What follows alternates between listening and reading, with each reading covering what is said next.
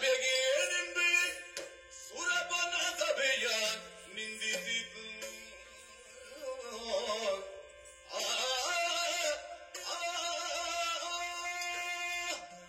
ಯಾರಲ್ಲಿ ಬಂದವರನ್ನು ಒಳಬರ ಹೇಳಿ.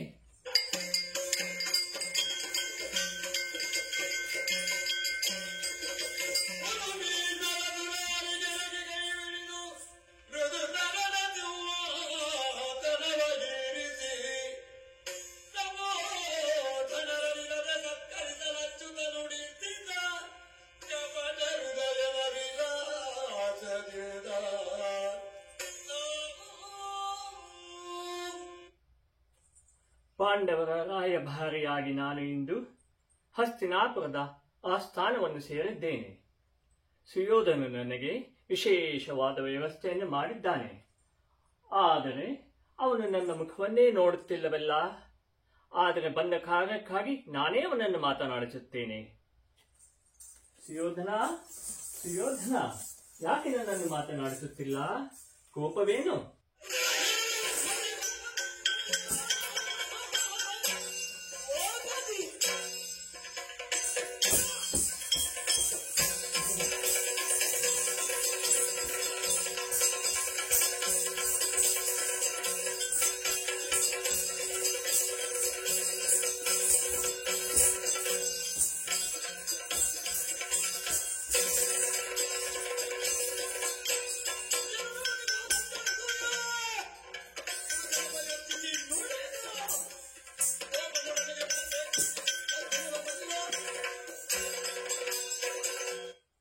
ಕೃಷ್ಣ, ಇದು ಸುಯೋಧನನ ಆಸ್ಥಾನ ಸಭೆ.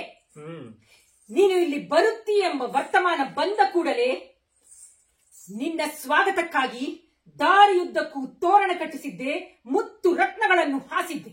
ಹಾಗೇನು? ನನ್ನ ಅರಮನೆಯಲ್ಲಿ ನಿನಗೆ ವ್ಯವಸ್ಥೆ ಆಗಿತ್ತು. ಸಂಗೀತ, ನೃತ್ಯ, ವಾದ್ಯ ಎಲ್ಲಾ ಸಜ್ಜಾಗಿತ್ತು. ನೀನು ಬರಲಿಲ್ಲ ಕೃಷ್ಣ.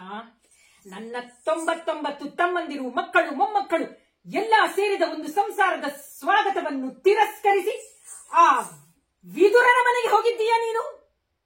ಸುಯೋಧನ, ನಾನು ಗೋಪಾಲ, ಹಸ್ತಿನಾಪುರದ ಭೂಪಾಲನನಿಗೆ ಭೋಜನ ಯಾಕೆ ಎಂದು ನಾನು ನಿನ್ನ ಮನೆಗೆ ಬರಲಿಲ್ಲ ಸುಯೋಧನ. ಓಹೋ, ಅಲ್ಲದೆ ನಾನು ನಿನ್ನ ವೈರಿಯಾದ ಪಾಂಡವರ ರಾಯಭಾರಿಯಾಗಿ ಬಂದಿದ್ದೇನೆ. ಶತ್ರುವಿನ ಮನೆಯಲ್ಲಿ ನಾನು ಉಳಬಹುದೇ? ಹಾಗಾಗಿ ಬಂದಿಲ್ಲ. ಓಹೋ, ಬಾಲ್ಯದಲ್ಲಿ ನಿಮಗೂ ಪಾಂಡವರಿಗೂ ವೈರತ್ವ, ದೇಶತ್ವ ಇತ್ತು. ಅದನ್ನು ಮಕ್ಕಳಾಟಿಕೆ ಎಂದು ಮರೆಯಬಹುದು.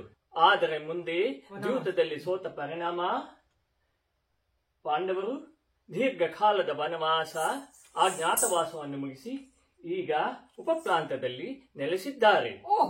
ಆಗಿದ್ದೆಲ್ಲ ಆಗಿ ಹೋಯಿತು ಸುಯೋಧನ. ತಪ್ಪು ನಿಮ್ಮಿಂದಲೂ ಆಗಿರಬಹುದು, ಅವರಿಂದಲೂ ಆಗಿರಬಹುದು. ಈಗ ಅದನ್ನೆಲ್ಲ ಮರೆತು ಅನ್ಯೋನ್ಯವಾಗಿ ಅಣ್ಣ ಸಂಬಂಧರಂತೆ ಬಾಳಬೇಕೆಂಬ ಆಸೆಯಿಂದ ಧರ್ಮರಾಯ ನನ್ನನ್ನಲ್ಲಿ ಕಳುಹಿಸಿದ್ದಾನೆ. ಆತ ಈಗ ಹಸ್ತಿನಾಪುರದ ಅರ್ಧ ರಾಜ್ಯ ಬೇಕೆಂದು ಹಠ ಮಾಡುತ್ತಿಲ್ಲ. ಕೇವಲ 5 ಗ್ರಾಮಗಳು, ಕುಶಸ್ಥಳ, ಪ್ರಕಸ್ಥಳ, ಚಕ್ರಪ್ರಸ್ಥ, ವಾರಾವಣಮುತ ಮತ್ತು ಅವಂತಿನಗರ, ಈ 5 ಗ್ರಾಮಗಳನ್ನು ಕೊಟ್ಟೆಯಾದರೆ ಅವರು ಅದನ್ನು ತೃಪ್ತಿಯಿಂದ ತೆಗೆದುಕೊಂಡು ಸಂತೋಷದಿಂದ ಬಾಳುತ್ತೇವೆ ಅಂತ ಹೇಳಿದ್ದಾರೆ. ಇಲ್ಲವಾದಲ್ಲಿ ಪರಿಣಾಮ ಯುದ್ಧ. ಆ ಮಹಾಯುದ್ಧದಲ್ಲಿ ನೀನು ನಿನ್ನವರು ಹೋರಾಟ ಮಾಡುತ್ತಾ ಅಂತಕನ ಆಲೆಯನ್ನು ಸೇರಬೇಕಾಗುತ್ತದೆ ಸುಯೋಧನ. ಹಾಗಾಗಲು ಬಿಡಬೇಡ. 5 ಗ್ರಾಮಗಳನ್ನಾದರೂ ಕೊಡು. ಕೃಷ್ಣ,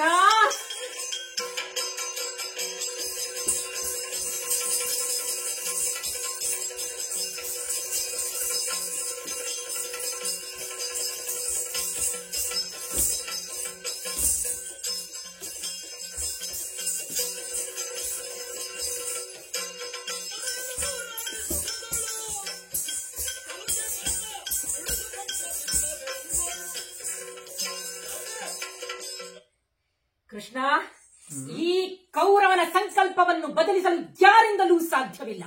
3 ಹೆಜ್ಜೆಯನ್ನು ಬೇಡಿ ಹೆಜ್ಜೆಯ ಅಳತೆಯನ್ನೇ ತಪ್ಪಿಸಿದ ವಾಮನ ಅವನೇ ನೀನೋ ನಾನರಿಯೇ. 5 ಗ್ರಾಮವಂತೆ, 5 ಗ್ರಾಮ.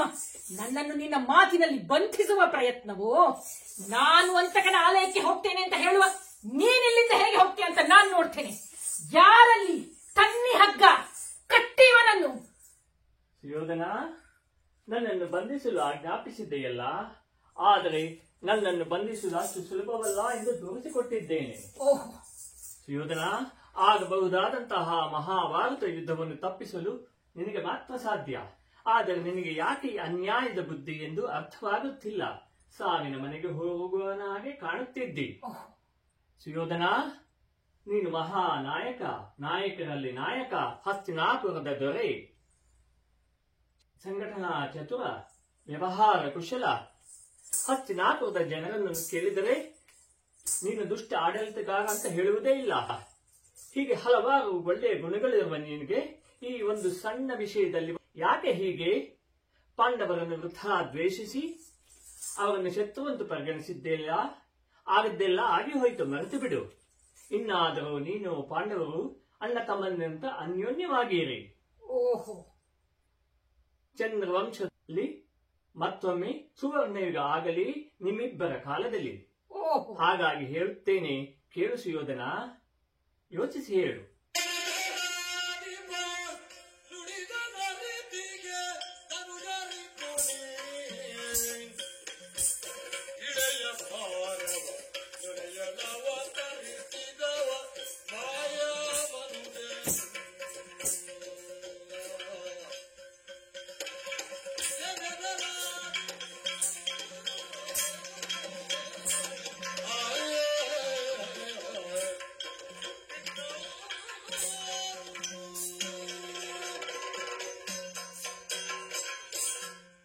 ಕೃಷ್ಣ, ಈಗ ನೀನು ನಿನ್ನ ಅಂತರಂಗದ ನುಡಿಯನ್ನಾಡುತ್ತಿರುವಿ.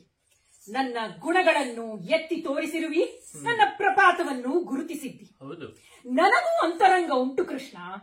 ಕಂಡವರಿಗೆಲ್ಲ ರಾಜ್ಯವನ್ನು ಕೊಡುತ್ತೇನೆ, ಪಾಂಡವರಿಗೆ ಕೊಡಲಾಗುವುದಿಲ್ಲವೇ? ನನಗೆ ಆಗುವುದಿಲ್ಲ. ನನಗಿರುವುದು ಒಂದೇ ಪಾಂಡವ ದ್ವೇಷ.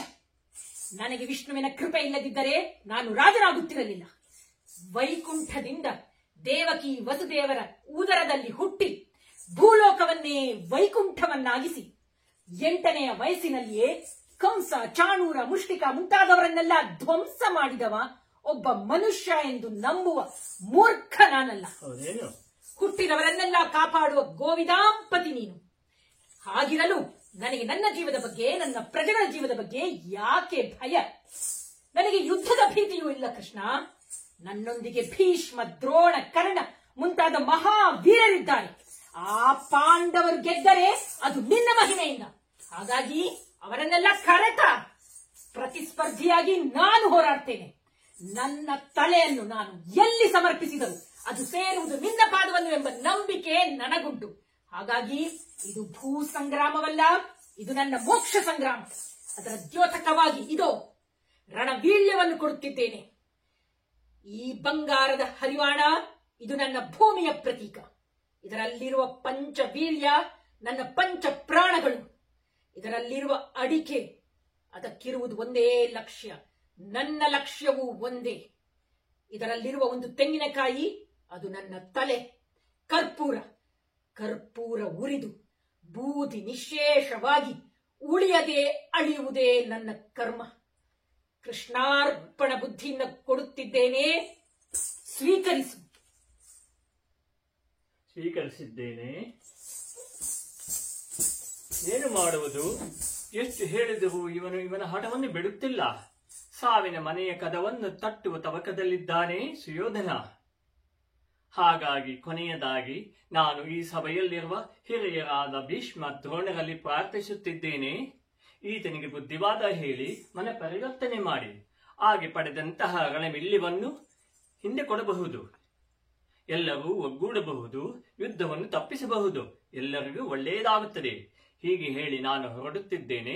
ಎಲ್ಲರಿಗೂ ಮಂಗಳವಾಗಲಿ.